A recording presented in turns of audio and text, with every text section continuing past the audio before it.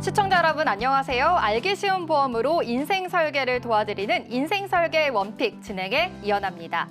오늘 인생 설계 원픽과 함께 하시면서 하루하루 생활을 설계하는 방법 찾아가 보시죠. 인생 설계 원픽 생방송은 유튜브 서울경제TV 검색 후에 아래에 나오는 방법을 통해서 실시간 스트리밍 방송으로 함께 하실 수 있습니다. 인생 설계 원픽에서 제공하는 정보는 전문가들의 조언일 뿐 해당 보험에 대한 가치나 수익률에 대해서는 보장하지 않는다는 점 기억하시기 바랍니다. 또한 서울경제TV, 서울경제신문은 당사의 브랜드입니다. 서울경제증권TV와 서울경제TV 손실복구팀과는 무관하며 기타 유사 명칭에 주의하시기를 바라겠습니다. 그럼 본격적으로 인생 설계 원픽 본격적으로 시작해 보겠습니다. 오늘 세 분의 전문가와 함께 하겠습니다. 전문가 여러분 어서 오세요. 네, 시청자 여러분께 한 분씩 인사 부탁드리겠습니다. 먼저 임예린 전문가입니다. 네, 안녕하세요. 혈관보험 전문가 임예린입니다. 네, 이어서 장서화 전문가입니다. 네, 안녕하세요. 제가보험 전문가 장서화입니다. 네, 이어서 박상현 전문가입니다. 네, 안녕하세요. 종신보험 전문가 박상현입니다. 네, 반갑습니다. 그렇다면 첫 번째 주제부터 바로 만나보겠습니다. 화면으로 만나보시죠.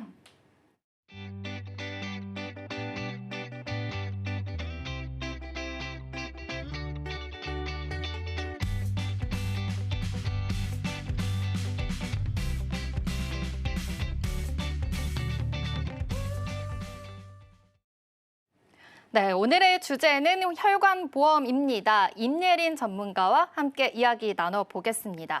전문가님, 오늘의 주제를 선정하신 이유도 궁금한데요. 일단 혈관보험, 왜 중요하고 왜 준비해야 할까요? 네, 혈관보험에 대해 설명드리기에 앞서 혈관질환과 깊은 관련이 있는 3대 만성질환에 대해 먼저 설명드리려고 합니다. 고혈압, 고지혈증, 당뇨는 모두들 알고 계시는 가장 대표적인 대사증후군이죠. 이 세 질환들은 서로 연결되어 위험성을 높이고 악순환을 초래하기도 하는데요. 고고당이라고 부르는 이 세 질환들, 특히나 혈관 질환에 아주 밀접한 영향을 주고 있습니다. 이런 만성 질환들은 초기에는 특별한 이상 징후가 없어 침묵의 살인자라고도 불리는데요. 만성질환 발병에는 유전적인 요인도 있지만 생활 습관과도 큰 관련이 있기 때문에 개개인의 생활 습관은 물론 변화하는 우리 주변의 환경에도 영향을 많이 받는 질환들입니다. 네, 좋습니다. 그렇다면 이 혈관 질환과 또 깊은 관련이 있는 이 3대 질환에 대해서 이야기해 줄 텐데요. 좀 자세하게 이야기해 주시죠. 네, 고고당 질환들을 하나씩 간략하게 살펴보려고 하는데요. 고혈압을 먼저 보겠습니다. 고혈압은 세계보건기구 WHO가 사망 위험 요인 1위로 발표할 정도로 위험한 질환이며 국내 고혈압 환자는 20대 이상 성인 3명 중 1명이 해당될 정도로 아주 흔합니다. 지속적으로 혈관에 압력이 가해져 심장과 뇌혈관을 망가뜨리는 주범인 고혈압은 과거에는 연령이 증가할수록 많이 발병한다고 여겨졌지만 현재에는 2030 세대에서도 해마다 증가하는 추세인데요. 나이가 젊다고 안심할 수 없는 국민병입니다. 자료화면의 표를 보시면 매년 젊은 세대의 고혈압 환자가 늘어나는 만큼 심뇌혈관 합병증도 마찬가지로 해마다 증가하고 있습니다. 다음은 고지혈증인데요. 고지혈증은 혈중 지방이 필요 이상으로 높아진 상태가 지속되는 만성질환입니다. 쉽게 말하면 혈액에 기름이 끼어 있는 것이라고 보시면 되는데요. 고지혈증으로 혈중 중성 지방이 증가하면 심혈관 질환과 말초혈관 질환의 위험 요인이 될 수 있습니다. 30세 이상 성인의 절반가량이 고지혈증을 가지고 있다고 하는데 2018년 국민건강보험 통계에 따르면 이마저도 매년 증가하고 있습니다.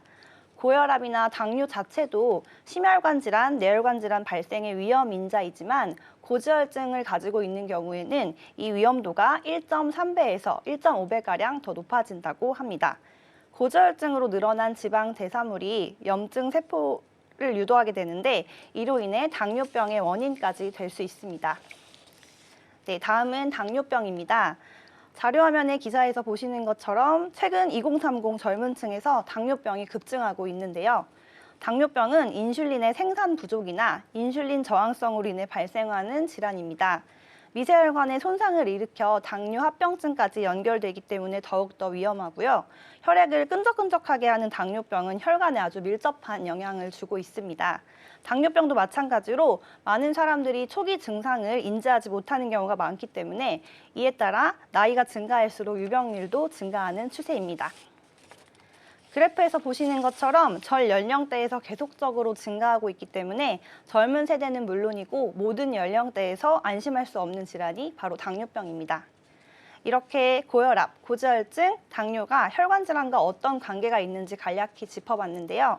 정리하자면 이런 만성 질환들은 혈관 속 시한폭탄이 혈전에 큰 영향을 주는데 혈전이 온몸을 돌아다니며 혈액순환을 방해하게 되면 언제든지 혈류를 막을 수가 있고 동맥을 막는 경우에는 응급 상황인 뇌경색이나 급성 심근경색증을 일으키는 원인이 되기 때문에 만성 질환과 혈관 질환은 아주 밀접한 관계가 있습니다. 과거에는 40대, 50대 이상에서 주로 관심을 갖던 이런 만성 질환들이 이제는 나이를 불문하고 어느 연령대에서나 일어날 수 있는 위험한 질환이 되었습니다. 네, 고혈압, 고지혈증, 그리고 당뇨에 대해서 하나씩 자세하게 또 설명을 해주셨는데요. 생활 습관병이라고 불리는 이 질환들이 또 대표적인 만성 질환이잖아요. 이러한 만성 질환으로 인해서 혈관 질환에 좀 밀접한 영향을 끼치는 만큼 더더욱 중요하게 생각해야 된다라는 점을 다시 한번 알 수가 있었습니다. 또 더군다나 2030 세대 발병률도 점점 증가하는 만큼 이제는 혈관 질환에 있어서는 그냥 마냥 나이가 젊다고만 또 좋다고 볼 수가 없을 것 같은데 안심할 수가 없는 상황이네요. 네, 맞습니다. 혈관 질환은 만성 질환과의 연관성이 매우 큽니다. 그리고 비만, 흡연, 음주 등의 생활 습관과도 밀접한 영향이 있기 때문에 나이를 불문하고 안심할 수 있는 예외 질환이 절대 아닙니다. 생활 습관병으로 시작되어 나도 모르는 사이에 만성 질환이 생기게 되고 이 만성 질환이 결국 혈관 질환으로 이어지게 되면 질환의 시작은 미세하지만 결과는 전 생애 주기 동안 고액으로 발생할 가능성이 충분합니다. 네, 이렇게 마음처럼 실천하지 못하시는 분들 굉장히 많으실 것 같은데요. 나도 모르게 찾아온 이 생활 습관들로 인해서 고액으로 발전이 된다고 하니까 더 무서운 것 같습니다. 혈관 질환이다라고 하면은 심장 질환과 뇌 질환 이렇게 대표적인 2대 질환이 있는데요. 그렇다면 2대 질환 중에 이 심장 질환과 뇌 질환이 발생했을 때 고액으로 발생할 수 있는 비용은 어느 정도일까요? 네, 2대 질환으로 분류되는 심장 질환과 뇌 질환에 관련된 수술은 고액 치료비가 들어가는 경우가 다반수입니다. 지금 보시는 자료는 국민건강보험공단에서 고액 치료비가 드는 주요 수술 통계 연보를 1위부터 6위까지 나열한 자료인데요. 심장 수술과 관상동맥 우회 수술은 3천만 원대가 넘어가고 뇌 기저부 수술, 심박 조율기 삽입 수술도 2천만 원대를 훌쩍 넘습니다. 그런데 이런 고액 치료비들은 단순한 일회성 비용이 아닙니다. 혈관 질환은 수술 한 번으로 완치되는 질환이 아니고 평생 동안 더 나빠지지 않도록 유지 관리를 해야 하는 질환들이기 때문에 수술 이후에도 장기 입원과 재활 또는 재수술 그리고 여러 회차의 수술 가능성까지도 모두 고려해야 합니다. 네, 이렇게 수술 이후에 장기 입원이나 또 재활까지 고려해야 된다니 신경 쓸 게 또 이만저만이 아닐 것 같습니다. 단순히 수술비만 고액이 아니라 이후에 장기적인 비용까지 예상해야 되는 그런 질환이다라고도 볼 수 있겠네요. 네, 맞습니다. 심장질환이나 뇌질환 같은 경우에는 입원, 치료, 간병비, 교통비를 포함한 직접 의료비 비용 외에도 직장 결근으로 생기는 생산성 손실의 긴 간접 의료비용, 질병으로 인한 미래소득 상실 비용까지 모두 예상을 해야 하는데요. 상당히 큰 액수입니다. 참고적으로 뇌질환 환자의 경제적 비용을 화면으로 보실 건데요. 직접 간접 비용 그리고 소득 상실 비용의 합계가 무려 1억 6,400만 원입니다. 특히나 노인 장기 요양 보험의 65세 미만 신청자의 56.7%가 뇌질환의 원인으로 발생되는 만큼 뇌질환 같은 경우에는 장기적인 후유 장애를 남기기 때문에 이런 상실 비용까지도 모두 대비를 하시는 것이 좋습니다. 네, 이런 세부적인 대비를 잘 해놔야 되는 것이 굉장히 중요하다라는 점을 알 수가 있었습니다.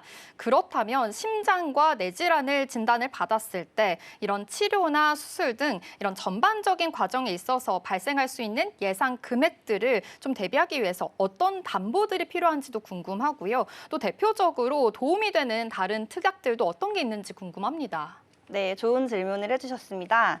혈관보험 준비의 핵심은 진단비와 수술비, 그리고 부가적인 치료에 관련된 특약들의 균형입니다.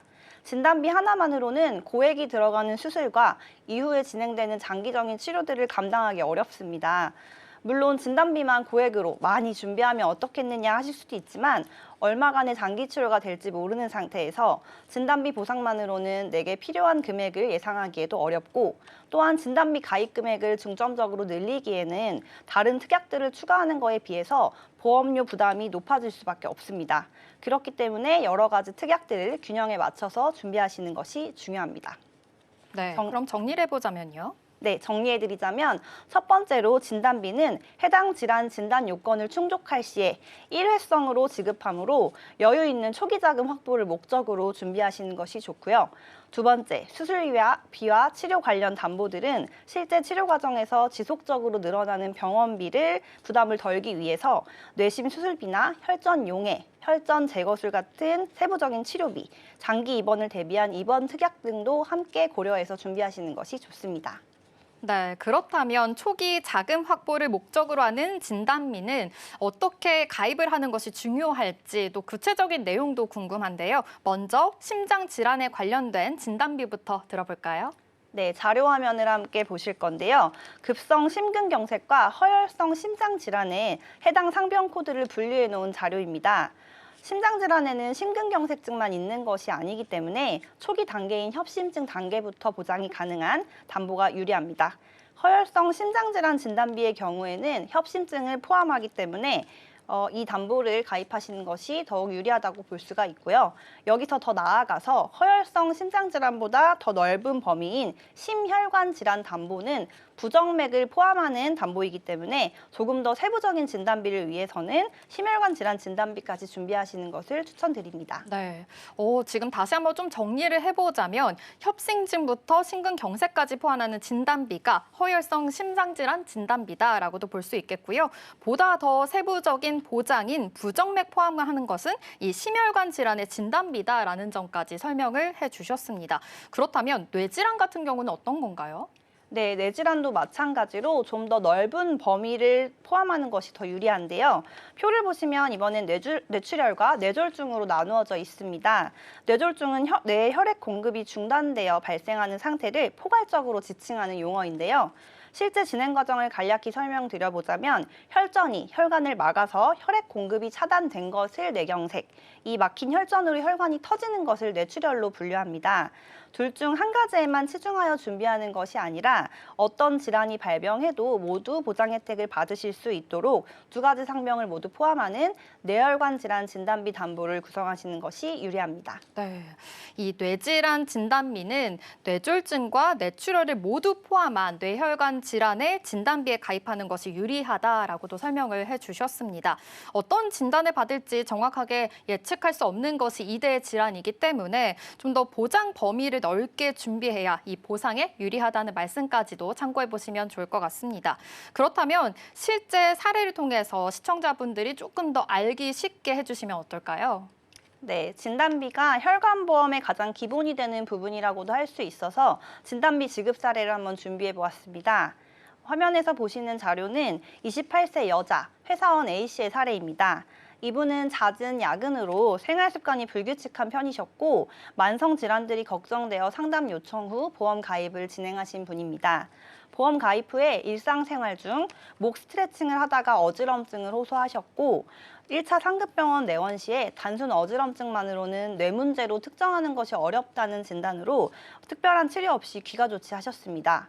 이후에 계속되는 어지럼 증상으로 2차로 한 번 더 상급병원에 내원을 하셨고 그제서야 뇌 CT 촬영 후 검사 결과상 상세 불명의 뇌경색증 진단을 받으셨습니다.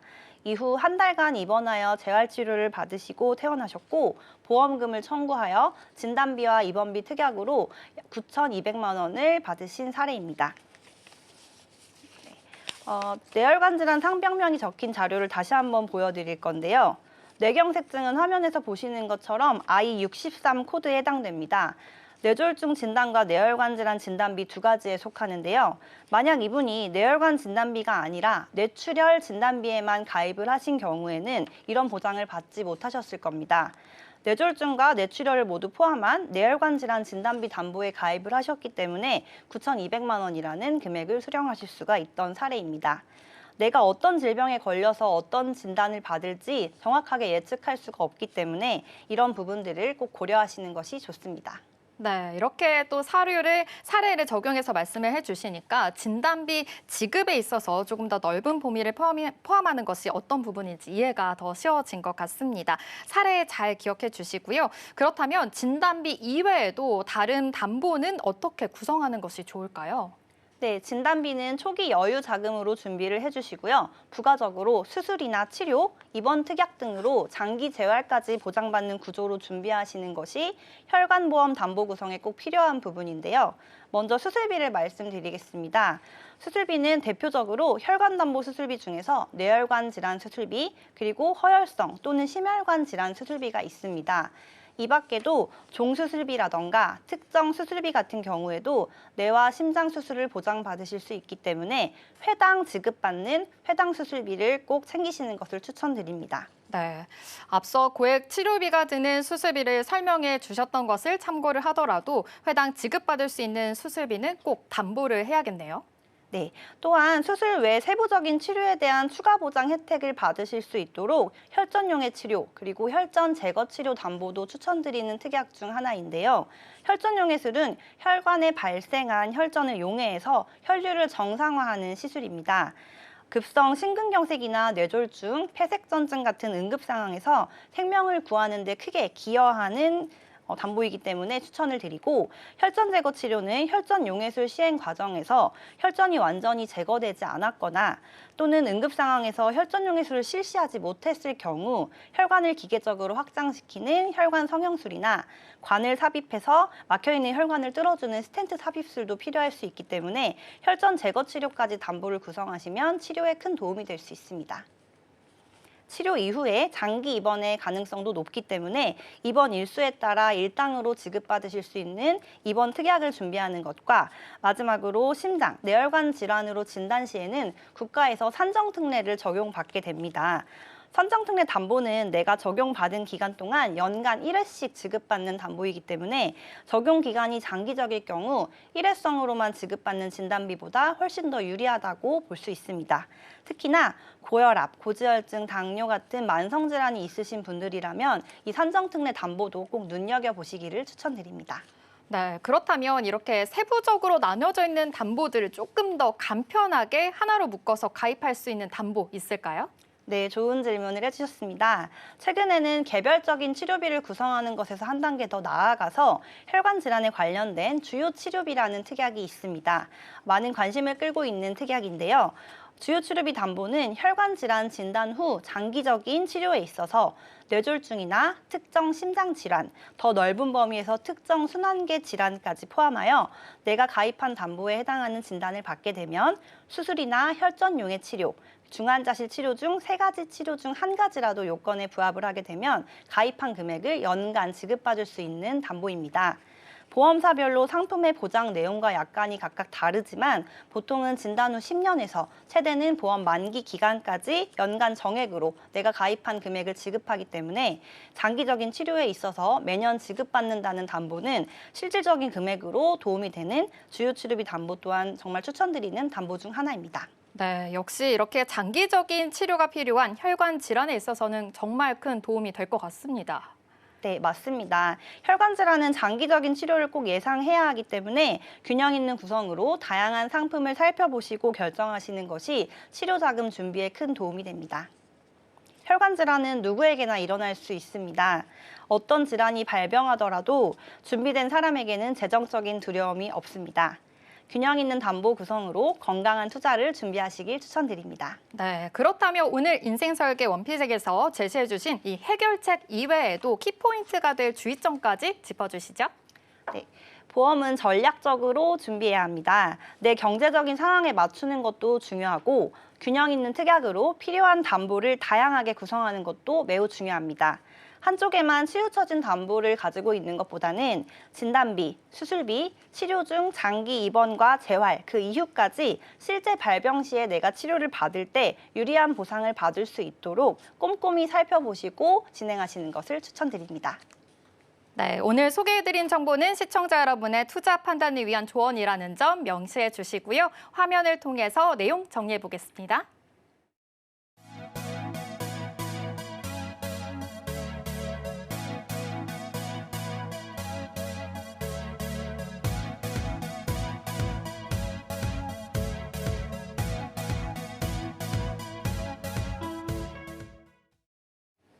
네, 그럼 오늘의 두 번째 주제 바로 만나보겠습니다. 화면으로 만나보시죠.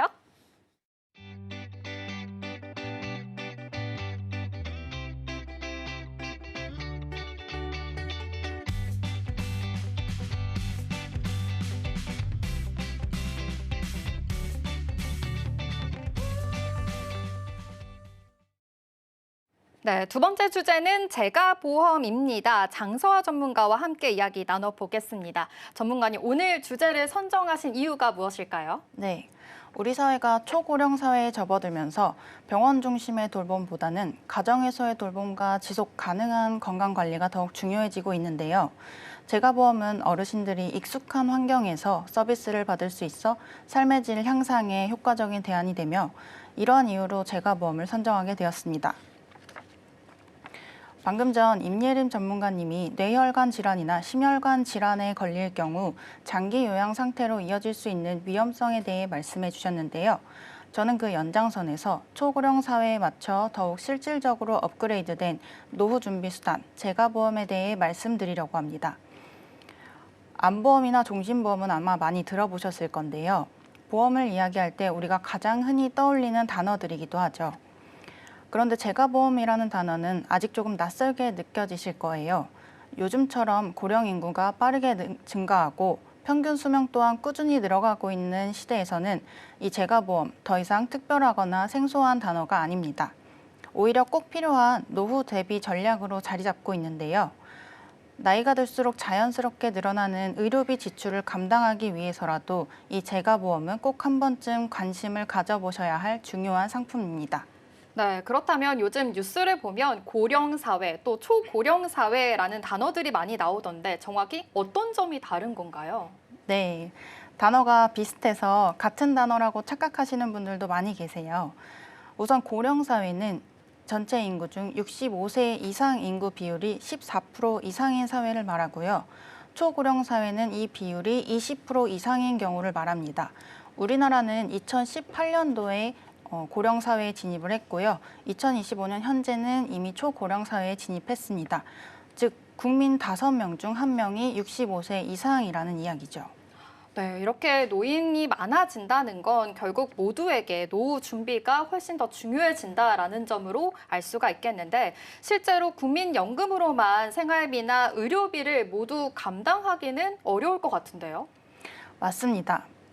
실제로 2022년 기준 65세 이상 국민연금 수급자의 월 평균 수령액은 약 65만 원, 중위값은 42만 원 수준인데요. 이 정도 금액으로 안정적인 노후 생활을 영위하시기엔 턱없이 부족하죠. 그래서 2025년 국민연금 개편안이 시행이 되었습니다. 보험료율은 9%에서 13%까지 단계적으로 인상 예정이고 소득 대체율은 40%에서 43%로 상향. 즉 이건 조금 더 많이 내고 많이 받는 구조가 되는 건데요. 매월 100만 원이 책정되었던 분들은 2.3% 인상된 102만 3천 원을 받으실 수 있습니다. 네, 그럼에도 불구하고 국민연금이나 기존의 이런 준비만으로는 노후가 여전히 불안하다라고 느끼시는 분들 굉장히 많으실 것 같습니다. 의료비나 돌봄 비용까지 생각을 한다면 어떤 준비가 필요할지 고민이 되는데 어떤 부분 어떻게 바라봐야 할까요? 좋은 질문이세요.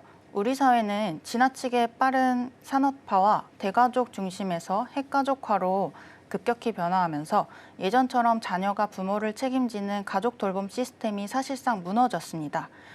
이제는 개인이 자신의 노후를 책임지고 준비해야 하는 시대가 된 거죠. 하지만 우리나라는 공공복지 시스템이 상대적으로 충분하지 않다 보니 국민들이 체감하는 복지 혜택에도 분명한 한계가 있습니다. 그래서 주목받는 것이 바로 노인 장기 요양보험 제도이고 이와 연계해서 치매보험이나 재가보험, 간병인 보험 같은 민간보험 상품들이 같이 주목받고 있습니다. 오늘 저는 이 중에서도 재가보험에 대해 설명드리려고 하는데 그 전에 왜 이런 보험이 이제는 선택이 아니라 필수가 되었는지 먼저 말씀드리겠습니다. 화면을 보시면 간병비로 들어가는 평균 금액이 2021년 기준으로도 연간 약 2,100만 원에 달한다고 합니다. 이처럼 상상을 초월하는 간병비 부담 때문에 실제로 가족이 간병비를 감당하지 못해 안타까운 선택을 하게 되는 비극적인 사례들도 발생하고 있는데요. 이 사례 역시 치매로 고생하던 어머니를 돌보던 두 따님이 경제적인, 정신적인 부담을 이기지 못해 어머니가 돌아가신 뒤 함께 극단적인 선택을 한 안타까운 사건입니다. 네, 정말 안타까운 이야기인데요. 이 나라의 지원 사업을 받더라도 관리비가 좀 상당한 것으로 알 수 있겠습니다. 전문가님 말씀대로 이런 부가적인 보험 상품이 있다면 정말 필수다라는 생각이 듭니다. 하지만 이 재가보험 아직 생소하신 분들 굉장히 많으실 것 같은데요. 어떤 구조인가요? 맞습니다. 많은 분들이 처음에는 재가보험이라는 이름을 듣고 좀 낯설게 느끼시는 경우가 많은데요. 재가보험은 사실 치매보험에서 파생된 상품이라고 볼 수 있어요. 기본 골격은 치매보험으로 하되 여기에 재가특약이나 시설특약을 추가하는 구성으로 구성되어 있고요. 예전에는 치매가 대표적인 노인성 질환으로 인식되면서 치매 진단을 받아야만 보험금이 나온다는 구조가 많았는데요. 최근에는 인식도 달라지고 있습니다. 단순히 치매뿐 아니라 중풍이나 파킨슨병, 거동불편 등 다양한 노인성 질환까지 폭넓게 보장하는 흐름으로 확대되고 있는 거죠. 이에 맞춰 보험사들도 보장 범위를 넓히면서 점점 더 실질적인 노후 대비가 가능하도록 상품을 발전시키고 있습니다. 특히 과거에는 치매에 걸려야 보험금을 받을 수 있다 했다면 요즘은 공식적으로 요양 등급을 받으면 보험금이 나온다는 방향으로 많이 바뀌었습니다. 이 변화는 굉장히 중요한 의미를 가지는데요. 단순 질병 진단에만 의존하는 것이 아니라 실질적인 일상생활 기능 저하, 즉 누군가의 돌봄이 필요한 상태 자체를 보장 대상으로 인정하기 시작했다는 겁니다. 결국 이제는 단순히 특정 질병 진단을 넘어서 노후의 삶의 질을 유지하고 의료비 부담을 줄이기 위해 꼭 필요한 보험으로 자리 잡아가고 있는 셈이죠. 네, 말씀을 듣다 보니까 좀 이해가 되는 것 같습니다. 단순히 이런 치매 같은 특정 질병뿐만 아니라 실제로 일상생활에서도 도움을 필요하는 상황 전체를 대비할 수 있다라는 점을 알 수가 있었는데 그렇다면 장기 요양보험의 중요성도 좀 자연스럽게 연결이 되는 것 같네요. 맞습니다. 장기 요양보험은 고령이나 노인성 질환으로 인해 일상생활이 어려운 분들을 위해 건강보험공단이 요양 서비스의 비용을 일정 부분 부담을 해주는 제도인데요. 장기 요양 등급이 정확히 무엇인지부터 설명을 한번 드려볼게요. 장기 요양 등급은 1등급에서 5등급까지 구분이 되며 지금은 5등급보다 한 단계 아래인 인지지원 등급까지 보장을 받을 수 있습니다. 장기 요양 등급 판정은 건강보험공단에서 담당자가 직접 방문하여 점수를 매기고 그에 따라 등급을 판별하게 됩니다. 그렇다면 등급 신청은 어떻게 하나요? 장기 요양 등급을 신청하려면 특정 기준을 충족하는지 평가받게 되는데요. 우선 신청자는 65세 이상 노인이어야 합니다. 물론 65세 미만의 경우에도 치매나 뇌졸중, 중풍 같은 특정 질병이 있으면 신청 가능하시고요. 일상생활 수행이 어려운 상태여야 하며 다른 사람의 도움이 필요한 경우입니다. 신청서를 제출하시고 건강보험공단 평가자가 방문을 하면 기능평가 점수를 매긴 뒤 등급 판정을 받게 됩니다. 이때 등급은 중증도에 따라 달라지게 되고요. 네, 좋습니다. 그렇다면 등급을 받으면 어떤 혜택이 가능한가요? 장기요양급여는 노인장기요양보험법 제23조에 따라 크게 세 가지로 나뉘는데요. 먼저 재가급여는 집에서 받을 수 있는 요양 서비스입니다. 방문 요양이나 방문 목욕, 방문 간호, 아니면 복지용구 등 다양한 형태로 제공이 되고요. 재가급여의 큰 장점은 본인의 집에서 일상적인 요양 서비스를 받을 수 있다는 점입니다. 이를 통해 전문적인 돌봄을 받으며 당사자의 건강 상태나 환경에 맞춰 유연하게 지원을 받을 수 있습니다.